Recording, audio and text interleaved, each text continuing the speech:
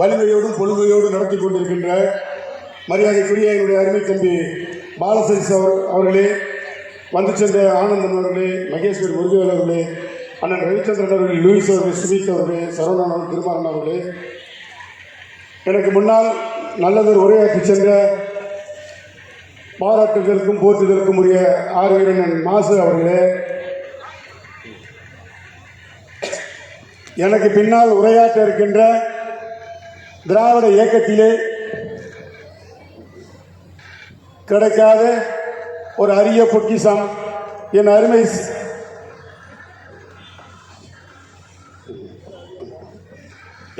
தாய்மார்களே, பெருந்திரளாக இங்கே வந்திருக்கிறீர்கள். அருமை சகோதரர்கள் அதிக அளவிலே வந்திருக்கின்றீர்கள்.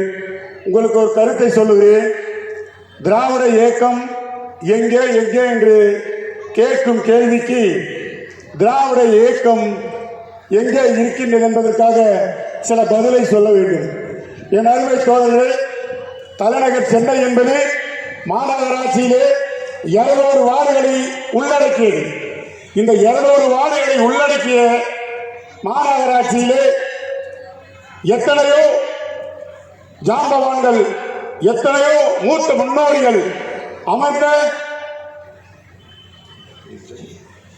அமர்ந்த அந்த வெள்ளை மாளிகையில், ரிப்பன் மாளிகையில் 200 கவுன்சிலர்கள் இருக்கின்ற இடத்திலே அதிலே 100 கவுன்சிலர்கள் பெண் கவுன்சிலர்கள். இருந்தாலும் தமிழகத்திலே அதிக அளவிலே மக்கள் வசிக்கின்ற மாநகராட்சி, பேரிடர் என்றால், பெருமழை என்றால், வெள்ளம் என்றால், சூறாவளி காற்று என்றால், பஞ்சம் என்றால், மின்சாரம் என்றால், சுகாதாரம் என்றால், அனைத்தையும் எதிர்கொள்வதற்கு ஒரு திறமையான மேயர் வேண்டும் என்பதுதான் தலைநகர் சென்னையின் கட்டாயம். அந்த தலைநகர் சென்னையிலே என் ஆர்வீரன் மாசு அவர்கள் அருமையாக இருந்தார். அடுத்து நம்மளெல்லாம் வாழ வைத்துக் கொண்டிருக்கின்ற, நம் இதயத்தின் ஒளிவிளக்காக திகழ்ந்து கொண்டிருக்கின்ற நம் குடும்ப விளக்கு மீண்டும் தமிழகத்தில் நம்பிக்கை நட்சத்திரமாக ஆளப்போகும் நம் முதல்வர் அவர்கள் அமர்ந்திருந்த அந்த நாற்காலியில் என் அருமை தாய்மார்களே, தாழ்த்தப்பட்ட வகுப்பை சேர்ந்த நமது சகோதரி பிரியா அவர்களை மேலே நாற்காலியிலே நம் தலைமை தலைவன் அமர வைத்தார் என்றால் இதுதான் திராவிட இயக்கம். மண்ணுக்காக போராடுகின்ற இயக்கம் திராவிட முன்னேற்ற கழகம். தமிழ் மக்களுக்காக போராடுகின்ற இயக்கம் திராவிட முன்னேற்ற கழகம். படிக்கின்ற பாமர மக்களுக்காக போராடுகின்ற இயக்கம் திராவிட முன்னேற்ற கழகம். மகளிர்களுக்காக போராடுகின்ற இயக்கம் திராவிட முன்னேற்ற கழகம். நான் அதிக பேச வேண்டும் என்றுதான் எண்ணுகின்றேன். இருந்தாலும் நேரமில்லை. என் அருமை தோழர்களே, எனக்கு முன்னால் உரையாற்றிய என் ஆர்வீர் அண்ணன், மரியாதைக்குரிய அண்ணன் சோழநல்லூர் சட்டமன்ற உறுப்பினர் அரவிந்த் ரமேஷ் அவர்கள், உண்மையிலே நம் தலைவனுக்கு அரவிந்த் ரமேஷ் அண்ணனை போல் ஒரு சட்டமன்ற உறுப்பினர்களால் கிடைக்க வேண்டும் என்றால் அரிய ஒரு தவம் செய்திருக்க வேண்டும். நாம் அவர் இல்லத்திற்கு சென்றால் யாராக இருந்தாலும் எந்த நேரத்திலே நேராக ஒரு உணவை அருந்திவிட்டுத்தான் அவரை காண வேண்டும். 24 மணி நேரத்தில் எந்த நேரத்தில் அழைத்தாலும் அவர் அமைதியோடு அதுக்கு குரல் கொடுப்பார். ஒரு ஆணவம் இல்லாத சட்டமன்ற உறுப்பினர், அன்போடு பழகுகின்ற சட்டமன்ற உறுப்பினர், ஜாதி பேதம் பார்க்காத சட்டமன்ற உறுப்பினர். ஆகவே அருமை தோழர்களே, அடுத்து அண்ணன் காரப்பாக்கம் கணபதி அண்ணன் அவர்கள், இவரை பார்த்தால் ஒரு சட்டமன்ற உறுப்பினர் என்று திடீரென்று நீங்கள் கண்டுபிடிக்க முடியாது. ஆனால் ஒரு ஏழை பங்காளனை போல் உழைக்கின்ற ஆளி, அவருடைய உயர்குட்டில் உயிரிருக்கும் கடைசி நிமிடம் வரை அவருடைய தெய்வம் என்பது நம்முடைய தமிழக முதல்வர் ஸ்டாலின் தான் என்பதை அவர் நினைத்துக் கொண்டு அவரும் அவருடைய குடும்பமும் 24 மணி நேரமும் இந்த இயக்கத்திற்காக உழைக்கிறார்கள்.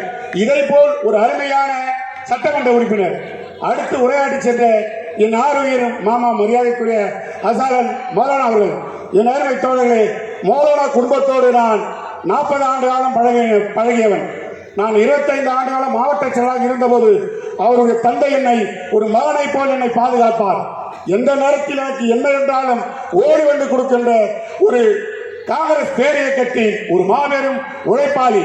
தமிழகத்திலே காங்கிரஸ் இயக்கம் கால் ஊடுவதற்கு எங்கள் மாமா ஆருண்பாயம் ஒரு ஆள் என்பதை நீங்கள் மறந்துவிடக் கூடாது. அதே போலதான் அவர் விட்டு சென்றிருக்கின்ற அவருடைய தமிழ் புதல்வன் மரியாதைக்குரிய மேலானா. இந்த 4 ஆண்டுகளில் மேலானாவை ஒரு குண்டு வீச்சு அளவுக்கு கூட யாரும் குறை சொல்ல முடியாது.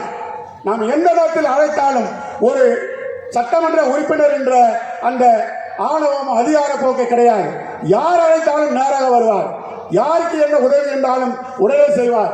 என் அருமை தோழர்களே, இந்த நாள் வரை அவர் சட்டமன்ற உறுப்பினராக இங்கே பொறுப்பேற்ற நாள் வரை சுமார் ஒரு 60 பிள்ளைகளை படிக்க வைத்துக் கொண்டிருக்கின்றார்.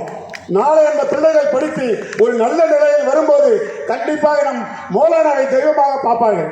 எந்த நேரத்தில் அழைத்தாலும் மௌலானா வருவார். அதை காட்டிலும் மௌலானா அவர்களுக்கு எப்போது சுற்றுப்பயணம் செய்தாலும் அதிகப்படியாக வசதிகள் வாழ்கின்ற இடத்தில் செல்ல மாட்டார். எங்கே ஏழை பண்டாரன் வாழ்கிறானோ அவர்களோடு தான் சென்று அமர்வார். அவர்கள் வாங்கி கொடுக்கும் டீயை குடிப்பார்.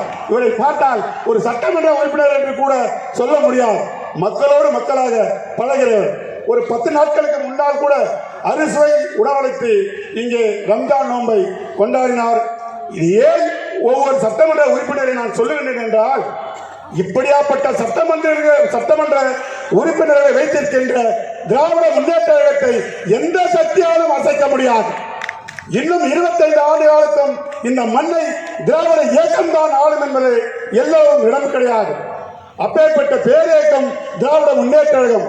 இந்தியா சுதந்திரம் அடைந்து 2வது வருடத்திலே தொடங்கப்பட்ட இந்த இயக்கம் ஒரு நூற்றாண்டை நோக்கி வெற்றி நடை போடுகின்ற இயக்கம்.